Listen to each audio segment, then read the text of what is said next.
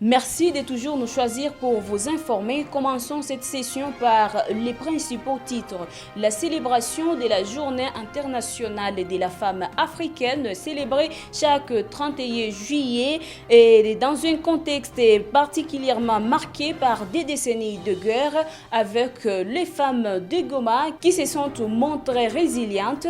On en parle dans cette édition du journal.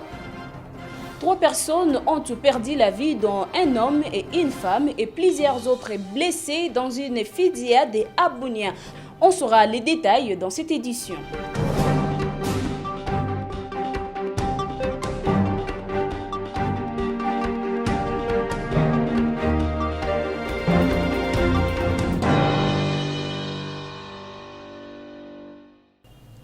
Il est temps de vous informer chez Youbi Télévision. Commençons. Le service de la mairie a démantelé un réseau mafieux des fabricants de faux ciments dans plusieurs points de vente à Goma. Le maire adjoint qui a conduit cette opération a laissé attendre que plusieurs personnes sont impliquées dans cette pratique non adaptée aux valeurs et au développement de toute la ville touristique. Un joli coup de filet bien apprécié pour plusieurs habitants de la ville de Goma. Reportage. Indique que ces personnes utilisent les déchets des pavés, le broyent et ensuite les emballent dans des sacs et les vendent aux gens sans inquiétude ni conscience. Il fait également savoir que ces frappeurs, dans leur malignité, mélangent ces déchets avec quelques bons sacs de ciment et les mettent en vente. Il précise tout de même que plus de 10 vendeurs qui pratiquent cette méthode ont été appréhendés par les services de la mairie. Tout en mettant en garde d'autres personnes qui pratiqueraient cette méthode mais qui n'ont pas été appréhendées, l'autorité urbaine indique que seule la justice s'occupera de ceux qui ont été arrêtés. Grâce à nos services de renseignement, nous venons de démanteler un réseau de frappeurs. Ces frappeurs prenaient les déchets, ils prenaient les résidus des pavés, ils les broyaient et allaient l'ajouter dans des sacs de ciment. Par exemple, dans 10 sacs de ciment, ils y ajoutaient 5 autres sacs de déchets de pavés broyés. Et c'est ce ciment-là qu'ils mettaient en vente dans la ville de Goma. Je ne dis pas tout le monde, mais au moins aujourd'hui, nous avons plus de 10 commerçants que nous venons d'attraper à la mairie de Goma qui faisaient ce genre de pratiques. Ils ont été pris, mis dans le sac, et moi je ne suis pas la justice. Nous allons les mettre à la disposition de la justice et la justice s'en chargera. Profitant de l'occasion, j'appelle tout ce monde-là qui était dans ce genre de pratiques, qui n'ont pas été arrêtés aujourd'hui, de laisser. Parce que nous devons quand même être honnêtes. Nous devons éviter de vivre dans une société de bandits, de frappeurs. Ça ne nous avance pas et ça ne nous honore pas. Si tu sais que tu es en train de vendre quelque chose, tu dois te rassurer que c'est le vrai produit que tu donnes à tes clients et non faire le contraire. Donc c'est un message clair. Tout celui qui sera encore attrapé dans ce genre de pratiques, il sera sévèrement puni par l'AFCM 23 qui prône les changements. Notons que la ville de Goma a depuis un moment sombré dans des actes mafieux avec des personnes inconscientes. Ce joli coup de filet a été salué par plusieurs habitants qui ont fait savoir que ce système n'est pas seulement chez les vendeurs de ciment, mais existe dans plusieurs autres secteurs à Goma. Les finalistes de l'examen de l'école secondaire dans la ville de Goma ont terminé ce 31 juillet la passation des examens d'État édition 2025. Malgré les contextes sécuritaires tendus dans la région, ils partagent leur impression pour cette semaine d'examen marquée par le stress et la persévérance et l'espoir d'un avenir meilleur. Ceci remercie tout de même les autorités en place et leurs parents pour s'être impliqués et d'avoir assuré leur sécurité dans différents centres de passation. Ils sont tour à tour dans ces propos recueillis par nos stagiaires. Quand j'ai vu les questionnaires, les cours qui m'ont semblé difficiles, ce sont les cours de sciences.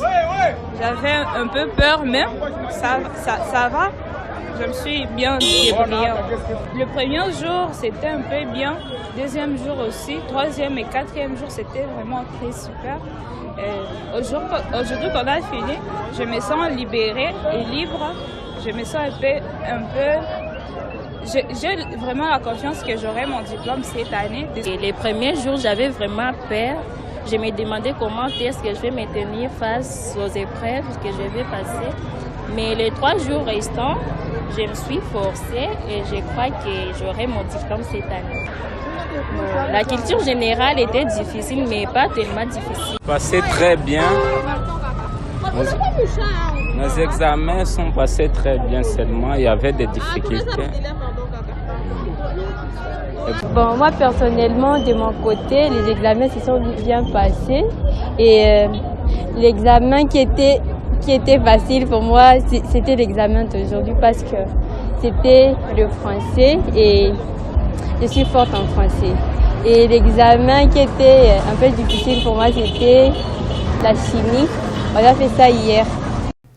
Le Moami de la chefferie de Batangui en territoire de Lubero, nouvellement installé par les autorités de l'AFC M23, appelle les habitants de sa juridiction à l'unité et à bannir le tribalisme. Il a lancé cet appel le mercredi 30 juillet lors d'une visite qu'il a effectuée dans plusieurs localités du territoire de Lubero. Par la même occasion, Malachi Mikundi a appelé ses administrés à soutenir la vision de l'AFC 23 qui comme objectif d'apporter les changements partout en République démocratique du Congo. Suivez-les. Mettons-nous ensemble pour voir si nous pouvons amener la paix dans notre région et partout en République démocratique du Congo. Voilà qu'aujourd'hui, vous témoignez qu'il y a la sécurité chez nous. Et c'est là grâce à un 23. Et puis, vous devez savoir qu'il y a plusieurs tribus en République démocratique du Congo. Si vous quittez Lubero jusqu'à Rutshuru, vous allez trouver d'autres tribus, tous sont des Congolais. Voilà pourquoi je vous appelle de bannir le tribalisme pour voir comment nous allons apporter les changements partout dans notre pays.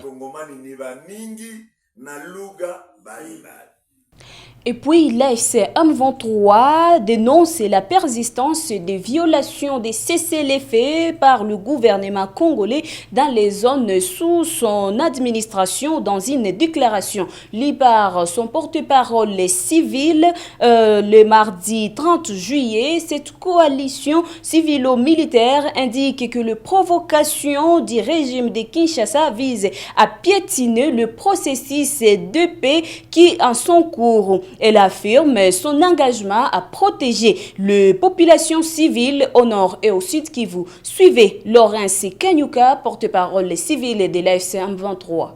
Chers compatriotes, l'Alliance Fleuve Congo AFC M23 condamne avec la plus grande fermeté les actes provocateurs et belliqueux du régime de Kinshasa qui piétinent délibérément les efforts continus des leaders régionaux et des partenaires internationaux pour une résolution pacifique des conflits en République démocratique du Congo. Le régime de Kinshasa sabote ouvertement la déclaration des principes signée le 19 juillet 2025 à Doha en refusant catégoriquement sa mise en œuvre. Il viole systématiquement le cessez-le-feu, le deuxième point de la déclaration des principes avant, pendant et après sa signature, prouvant ainsi son manque total de respect. Chers compatriotes, l'Alliance Fleuve Congo reste ferme dans ses principes. Malgré les violations répétées du régime de Kinshasa, elle réaffirme son engagement à résoudre politiquement la crise en cours en traitant les causes profondes des conflits, défendre et protéger les populations civiles. Accusé de détournement de plus de 19 millions de dollars, l'ancien ministre Constant Mutamba voit la Cour de cassation rejeter ses requêtes de constitutionnalité. La haute juridiction décide de poursuivre l'instruction malgré les objections de la défense. Les témoins clés sont attendus à la barre dans un procès aux enjeux politiques et financiers et majeurs. Suivez. La Cour de cassation a tenu ce mercredi une audience publique très attendue dans le cadre du procès de l'ex-ministre Constant Mutamba, poursuivi pour détournement présumé des fonds publics à hauteur de plus de 19 millions de dollars. Au cœur du débat, des requêtes d'inconstitutionnalité introduites par la défense visant à suspendre la procédure. Sans surprise, la Cour a tranché en faveur du ministère public. Elle a estimé que les moyens avancés par la défense ne justifiaient pas une interruption de la procédure. L'institution est donc maintenue avec une reprise fixée au lundi 4 août. Au cours de cette troisième audience, la défense a également signalé un souci de la santé de son client. Constant Mutamba a sollicité une courte pause, expliquant la nécessité de prendre un traitement médical à des heures précises. La Cour a pris note sans pour autant suspendre la séance. Un autre moment fort de l'audience a été la validation de la liste des témoins attendus à la prochaine audience. Le ministère public a cité plusieurs personnalités clés, ainsi que les gestionnaires de l'immeuble supposé abriter les sièges de Zion Construction, société au cœur de l'enquête. De son côté, la défense a demandé l'audition de plusieurs hauts responsables, dont la première ministre Judith Suminwa, ainsi que l'ancien et l'actuel chef de service de l'inspection générale de finances IGF, dont Jules Alinguete. Monsieur le Président, le prévenu tient à faire comparaître Madame Judith Suminwa, la première ministre de la République. Nous voulons aussi faire entendre le secrétaire exécutif de la CNRF, Monsieur Kissoula, comme témoin, l'IGF, Alinguete en personne. Le procès Mutamba, mêlant politique, finances et responsabilités institutionnelles, s'annonce long et complexe. Les prochaines audiences devraient être décisives pour la suite de cette affaire aux multiples ramifications.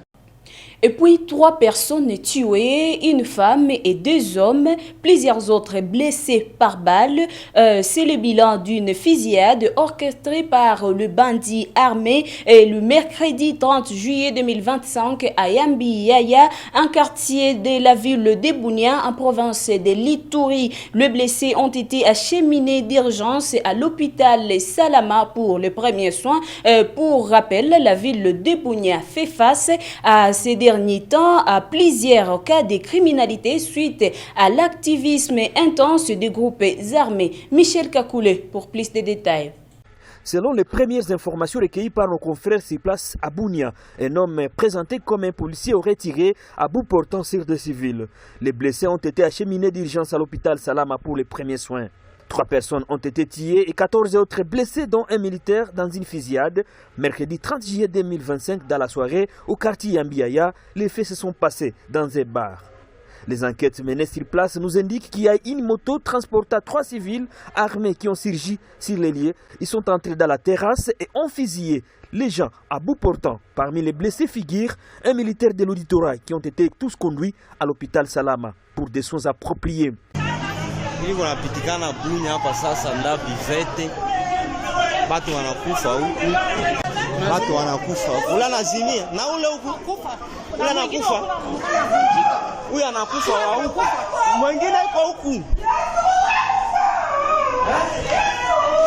Mwingine yuko huku, mwenye anakufa mwingine yuko huku. Iko humu. Humu. Mwingine huyo hapo. Mwingine huyu humu.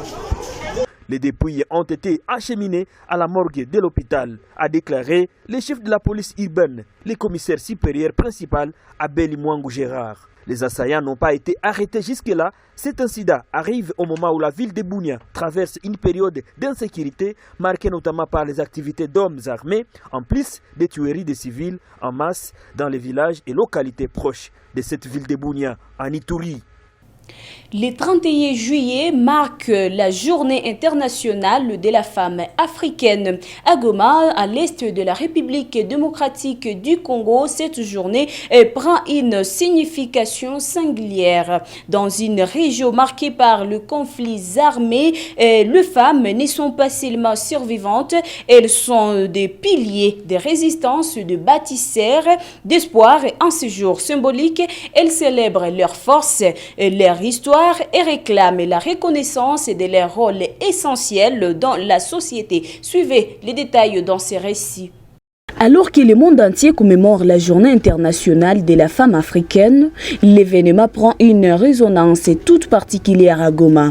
Dans l'est de la République démocratique du Congo, dans une région meurtrie par plus de 2 décennies de conflits armés, les femmes ne sont pas seulement de victimes silencieuses, elles sont devenues de piliers de résistance et de reconstruction. Dans les rues de Goma, les célébrations sont discrètes mais pleines d'essence. Pas de grandes fanfares, mais des rassemblements, des chants, des discours et surtout des regards empreints de fierté. Ici, la femme n'est pas seulement mère, sœur ou fille, elle est résistante. Depuis des années, les femmes de l'Est portent à bout de bras leur famille, leur communauté, violences sexuelles, déplacements forcés, pauvreté extrême. La liste des épreuves semble sans fin. Et pourtant, elle est restée debout. Dans les marchés, les écoles, les centres de soins, ces femmes bâtissent, éduquent, soignent, consolent et construisent. Leur combat dépasse les quotidiens. Elles se battent pour leur dignité, pour la paix, pour l'avenir. Ce 31 juillet n'est pas une journée de lamentation, c'est une revendication. Les femmes de Goma, comme celles de tous les continents africains, ne demandent pas la pitié. Elles demandent la reconnaissance des droits effectifs à un avenir à la hauteur de leur courage. Et c'est par ces récits que nous clôturons l'édition du jour. Merci à vous de nous avoir suivis. Restez scotchés pour plus de programmes chez Ubi Télévision.